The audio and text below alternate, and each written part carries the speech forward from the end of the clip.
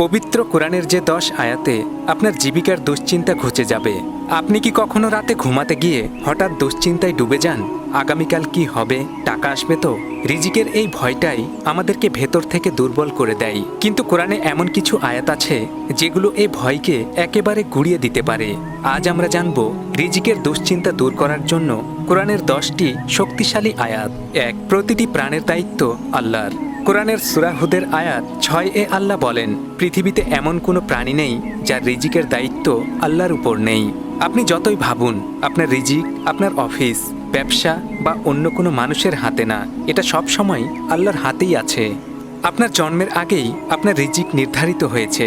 আপনার দায়িত্ব শুধু চেষ্টা করা, রিজিক দেওয়া আল্লাহর কাজ। 2, তাকওয়ায় খোলে অভাবনীয় দুয়ার।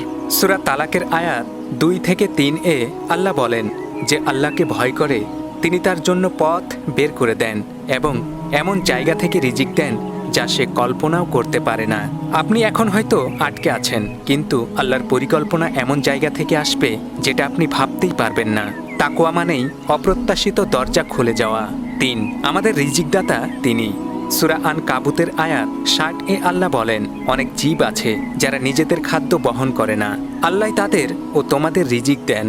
পাখি সকালে খালি পেটে বের হয়, কিন্তু সন্ধ্যায় ফিরে আসে ভরা পেটে। তারা মজুত করে না, তবুও অভুক্ত থাকে না। আপনি কেন এত ভয় পাচ্ছেন? 4, সন্তানের রিজিক নিয়ে সংশয় নয়। সূরা ইসরা আয়াত 31 আল্লাহ বলেন, আমি তাদেরও রিজিক দেই এবং তোমাদেরও। সন্তানের ভবিষ্যৎ নিয়ে ভয়, এটা আমাদের সবচেয়ে বড় দুশ্চিন্তা। কিন্তু আল্লাহ বলেছেন, তাদের রিজিকও আমার দায়িত্ব। আপনি শুধু দায়িত্ব পালন করুন। একটু ভাবুন, আপনি যার জন্য চিন্তা করছেন সে নিজেই তো সব পরিকল্পনা করে রেখেছেন। 5, আসমানেই নির্ধারিত ভাগ্য। সূরা জারিয়াত আয়াত 22 আল্লাহ বলেন, তোমাদের রিজিক এবং প্রতিশ্রুতি সবকিছু আসমানে রয়েছে। আপনার জন্য যা নির্ধারিত তা কেউ আটকাতে পারবে না। ঠিক সময়ে ঠিক জায়গায় তা আপনার কাছেই পৌঁছাবে। 6, রিজিকের হ্রাস বৃদ্ধি আল্লাহর প্রজ্ঞা।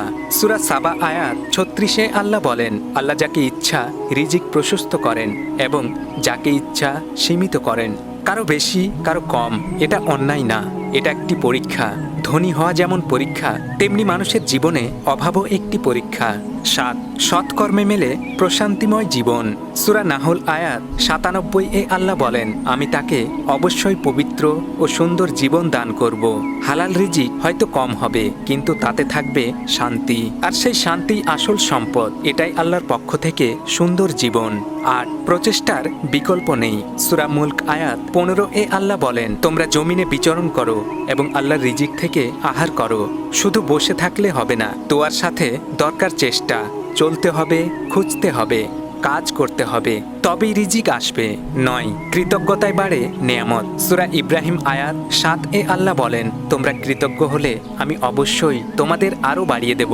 আপনি যা পেয়েছেন তার জন্য কি কখনো সত্যি কৃতজ্ঞ হয়েছেন? কৃতজ্ঞতা শুধু শব্দ নয়, এটা বরকত বাড়ানোর চাবি। 10, তিনি সর্বোত্তম রিজিকদাতা। সূরা জুম্মা আয়াত 11 আল্লাহ বলেন, আল্লাহ সর্বোত্তম রিজিকদাতা, মানুষ শুধু মাধ্যম। চাকরি, ব্যবসা সবই উসিলা, আসল দাতা একজনই, মহান আল্লাহ। আর তাই রিজিকের দুশ্চিন্তায় নিজেকে ভেঙে ফেলবেন না। আপনি চেষ্টা করুন আর ভরসা রাখুন আল্লাহর উপর। আল্লাহ আমাদের সবাইকে হালাল, প্রশান্তিময় ও বরকতময় রিজিক দান করুন। আমিন।